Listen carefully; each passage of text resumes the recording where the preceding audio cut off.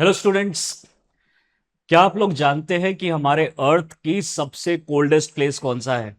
यानी हमारे अर्थ के ऊपर सबसे नेगेटिव टेम्परेचर लगभग -90 डिग्री सेल्सियस टेम्परेचर कहाँ पे होता है? जी हाँ, एंटार्क्टिका पे। एंटार्क्टिका हमारे अर्थ का सबसे कोल्डेस्ट, सबसे ही ज्यादा लो टेम्परेचर वाला रीजन है। लेकिन ग्लोबल वार्मिंग के चलते आज हमें यहां पे भी हाई टेम्परेचर रीजन दिखाई दे रहे हैं। काफी सालों से यहां पे एक ऐसे फिनोमिना देखने को मिल रहे हैं जिसकी वजह से ऐसा लगता है कि जहां पे जो ग्रोथ और या फिर जो प्लांट ग्रोथ नहीं हो पाती थी, आज वहां भी प्लांट ग्रोथ हो पा रही है। डेफिनेटली ये ग्रोइंग मैटर है, कंसर्न है। डेफिनेटली इसको हमें देखना पड़ेगा, अदरवाइज आईपीसीसी के accordingly, inter governmental panel on climate change, अगर इनकी माने तो एंटार्क्टिका भी वो दिन दूर नहीं होगा कि यहां पे भी हरे भरे प्लांट्स होंगे। प्लांट्स होना कोई गलत बात नहीं है, लेकिन ये एक इंडिकेशन है कि हमारी जो ग्लोबल वार्मिंग है वो हमारी जो लाइफ है उसको खतरे में डाल सकती है। रिसेंटली एक स्टडी में पता चला है कि एंटार्क्टिका के ऊपर मॉसिस और लाइकन की जो परसेंटेज है वो लगभग 10 टाइम्स इंक्रीज कर गई है पिछले कुछ लास्ट डेकेड्स के अंदर में। इसी चीज को अभी डिटेल में देखते हैं। Growing concern, the implications of expanding vegetation in Antarctica. Antarctica में बढ़ती हुई वेजिटेशन एक खतरे का एक निशान है, एक खतरे का एक हमें एक आइडिया दे रही है कि ये खतरा धीरे धीरे धीरे बढ़ता चला जाएगा। और जो हमारे कोल्डेस्ट प्लेसेस हैं, जो हमारी वाटर साइकिल में बहुत ज्यादा पार्टिसिपेट करते हैं, वो भी धीरे धीरे पार्टिसिपेट करना बंद कर देंगे। ग्लोबल वार्मिंग इतनी ज्यादा बढ़ सकती है कि यहाँ पे जो वेजिटेशन है वो अब ज्यादा से ज्यादा हीट एनर्जी एब्जॉर्ब करेंगे। और एंटार्क्टिका भी, जिसका एवरेज टेम्परेचर -89 -90 डिग्री होता है, वो भी धीरे धीरे धीरे टेम्परेचर कम होता चला जाएगा, पॉजिटिव साइड में वो बढ़ता चला जाएगा। इससे पहले हम आपको एक बात बता दें कि चहल एकेडमी इस दशहरा के शुभ अवसर पर लेकर आए हैं 50% डिस्काउंट ऑफर, जिसमें हमारे जो ऑनलाइन कोर्सेज हैं वो 99,999 से 49,999 कर दिए गए हैं। और जो हमारे और रिकॉर्डेड लेक्चर्स में फीस थी 24,999, उसको सिर्फ 19,999 कर दी गई है। डिटेल जानकारी के लिए डिस्क्रिप्शन बॉक्स में लिंक को क्लिक करके आप जानकारी प्राप्त कर सकते हैं। बात करते हैं एंटार्क्टिका की रीसेंट स्टडी के ऊपर। इस स्टडी के अंदर में पता चला है कि अब green patches spread in Antarctica. ये ग्रीन पैचेस जनरली एल्गे और लाइकन और ग्रासिस के हैं। Here's what is worrying scientist. Definitely कुछ यूनिवर्सिटी ऑफ एक्सीटर और हर्टफोर्डशायर ने इंग्लैंड में और ब्रिटिश एंटार्क्टिक सर्वे ने ये डिटेल स्टडी की है और उसमें ये सारा चीजें हमें बताया है। बात करें कि ये न्यूज में क्यों है, क्योंकि इसके अकॉर्डिंगली जर्नल में लिखा गया है, जियो साइंस के जर्नल में, कि जो प्लांट कवर है across the Antarctica peninsula has increased 10 times over the last few decades. यानी अगर पिछले 50-60 साल के अंदर में देखें तो 10 गुना हमारी वेजिटेशन बढ़ चुकी है। डेफिनेटली एक बहुत बड़ी प्रॉब्लम अभी यहाँ पे आ सकती है।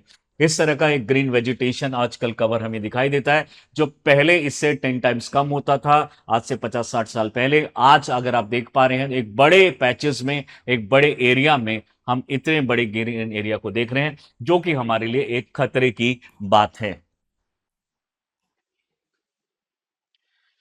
बात करें कुछ डेटा की तो 2023 में जो स्टडी हुई है हमारी इसके अंदर में एंटार्क्टिका में, वो ये दिखाता है twice the global average between 0.22 to 23 degree Celsius per decade.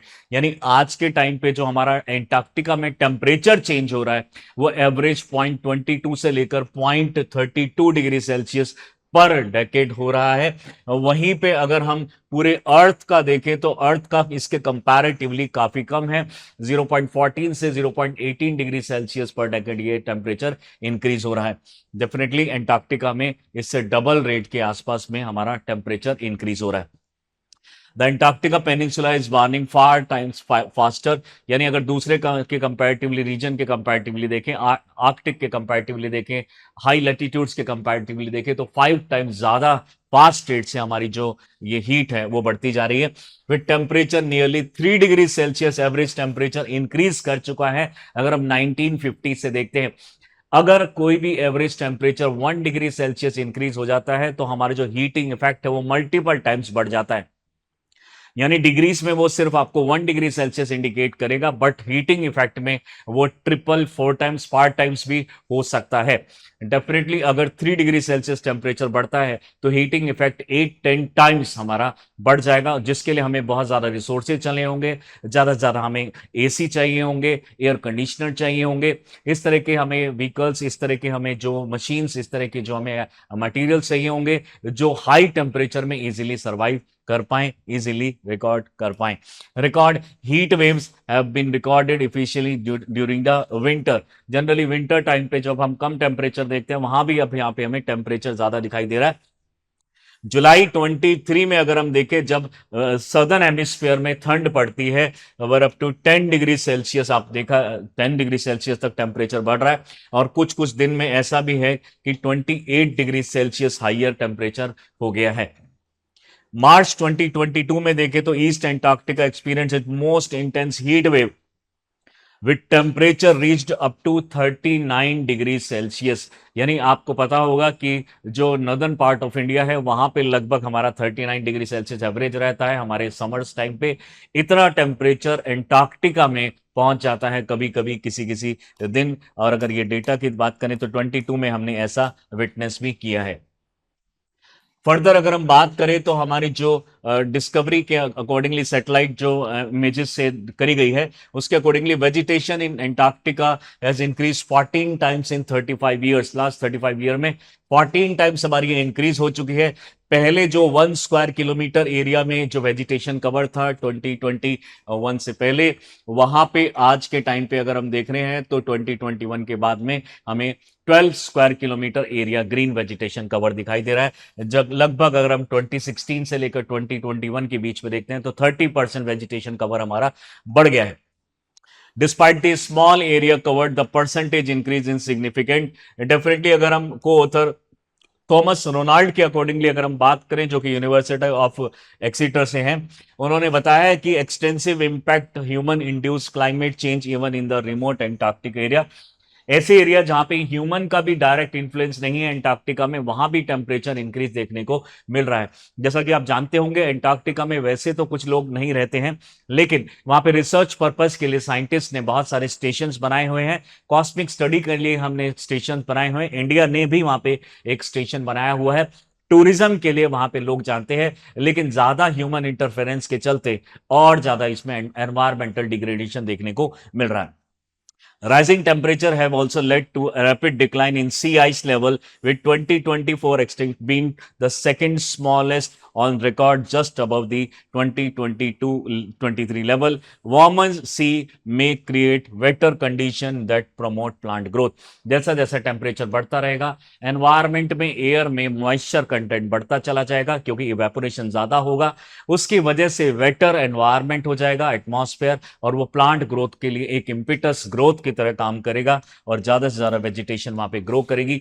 ज्यादा वेजिटेशन ग्रो करने से मेन रीजन है कि वहां पे जो हमारा एल्बिडो इफेक्ट है वो धीरे धीरे धीरे धीरे क्या होता रहेगा, कम होता रहेगा। एल्बिडो इफेक्ट का मतलब होता है कि मान लीजिए हमारा ये अर्थ है, तो जो सनलाइट आती है वो रिफ्लेक्ट हो जाती है हमारी स्नो से, तो स्नो लगभग हमारा 90% ऑफ सनलाइट को वैसे ही रिफ्लेक्ट बैक कर देता है, वो हमें एब्जॉर्ब नहीं करता। लेकिन अगर यहाँ पे स्नो की जगह अगर यहाँ पे प्लांट कवर और लाइकन मॉसिस ग्रास कवर अगर हो जाएगा, ग्रीन कवर इंक्रीज हो जाएगा, तो ज्यादा सनलाइट एब्जॉर्ब होगी, और जितनी ज्यादा सनलाइट एब्जॉर्ब होगी उतनी ही फास्ट रेट से हमारी जो आइस है वो मेल्ट भी करने लग जाएगी। बाकी कंसर्न की अगर हम बात करें तो डेफिनेटली इन्वेजिव स्पीसीज जो है वो बढ़ती चली जाएंगी, वो इंट्रोड्यूस होती जाएंगी, क्योंकि फेवरेबल कंडीशंस आ जाएंगी उन लोगों के लिए, नॉन नेटिव स्पीशीज के लिए जो यहाँ पे ओरिजिनल नहीं है। बाहर से लोग माइग्रेट करके यहाँ पे अब इजीली रहने के लिए आ सकते हैं।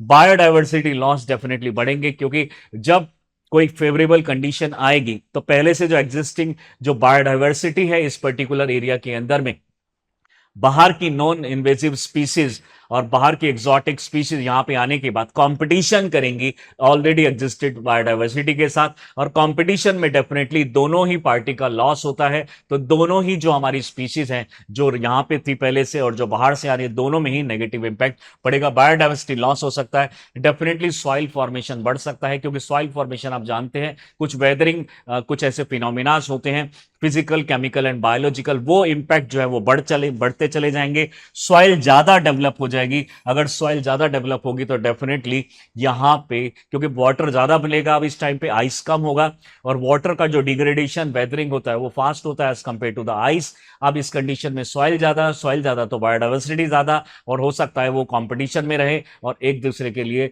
वो खतरा पैदा करें और एक इकोलॉजिकल इम्बैलेंस भी क्रिएट कर सकती हैं। Disruption of food web, definitely कुछ ऑर्गेनिज्म ऐसे होंगे जो खत्म हो जाएंगे। तो जो हमारी पूरी फूड वेब होती है, एक के बाद एक चेन के अंदर में जो मेंबर्स होते हैं, वो भी हो सकता है धीरे धीरे खत्म हो जाए, और डेफिनेटली यहाँ पे जो बायोडाइवर्सिटी जो इम्बैलेंस हमें देखने को मिलेगा। जैसा कि मैंने बताया, इससे हमारा एल्बिडो इफेक्ट काफी कम हो जाता है। एक्सेलरेटेड आइस मेल्टिंग बहुत बड़े लेवल से बढ़ रही है। आइस लेवल अगर बढ़ेगा, डेफिनेटली आइस अगर मेल्टिंग बढ़ेगा तो सी लेवल हमारा बढ़ जाएगा। सी लेवल बढ़ने की वजह से कहीं पे हमें बहुत ज्यादा, क्योंकि प्रेशर बेल्ट के अकॉर्डिंगली वाटर साइकिल चलती है, जो इक्वेटर से वाटर इवेपोरेट होकर आता है वो धीरे धीरे एंटार्क्टिक या एंटार्क्टिक में जाके वो पानी फ्रीज हो जाता है, और फ्रीज होके फिर वो आइस में कन्वर्ट हो जाता है, धीरे धीरे मेल्ट होके फिर दोबारा से इक्वेटर की तरफ आता है। लेकिन अगर ये प्रोसेस फास्ट हो जाएगा तो ज्यादा पानी सी लेवल में आ जाएगा, सी लेवल बढ़ जाएगा। जो एनवायरमेंटल जो रेनफॉल्स होती हैं वो डेफिनेटली उसके ऊपर बहुत ही नेगेटिव इंपैक्ट पड़ेगा। कहीं पे ज्यादा रेनफॉल और कहीं पे कम रेनफॉल हमें देखने को मिलेगी। वेदर पैटर्न जो है, कहीं पे बहुत ज्यादा टेम्परेचर, कहीं पे बहुत कम टेम्परेचर, ये हमें देखने को मिल सकता है।